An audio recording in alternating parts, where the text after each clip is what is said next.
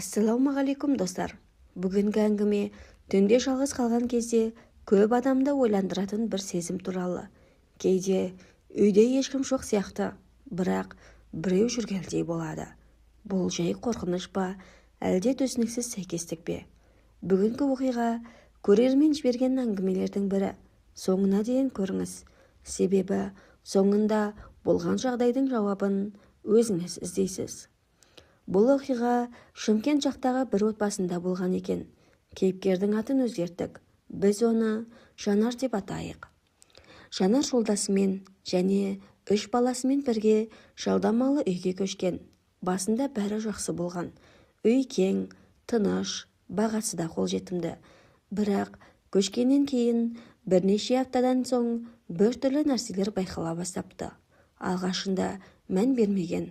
Бір күні ас үйде жүргенде арт жақтан біреу өткен сияқты сезіледі. Бірақ бұрылып қараса ешкім жоқ. Кейін мұндай жағдай бірнеше рет қайталанады. Түнде балалар ұйықтап жатқанда дәлізден аяқ дыбысына ұқсас дыбыс еститін болыпты. Әуелде оны үйдің дыбысы шығар деп ойлаған.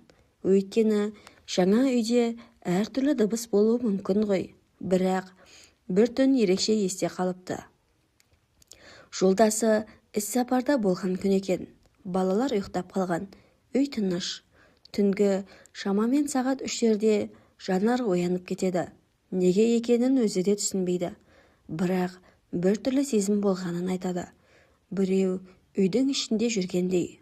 Алғашында үндемей жата береді. Бірақ ас үй жақтан әлсіз бір дыбыс естілгендей болады. Ыдыс қозғалған сияқты. Жүрегі қатты соға бастайды. Телефонын алып күйеуіне хабарласайын дейді. Бірақ өзін сабырға шақырады. Бірнеше минут үнсіз жатады. Кейін орнынан тұрып, жарықты жағып, үйді қарап шығады. Бірақ ешкім жоқ. Есік жабық, терезе де жабық. Сол түні таңға дейін ұйықтай алмапты. Келесі күні бұл туралы көршісіне айтады. Көршісі күліп, жаңа үйге көшкенде көп адамға солай болады дейді.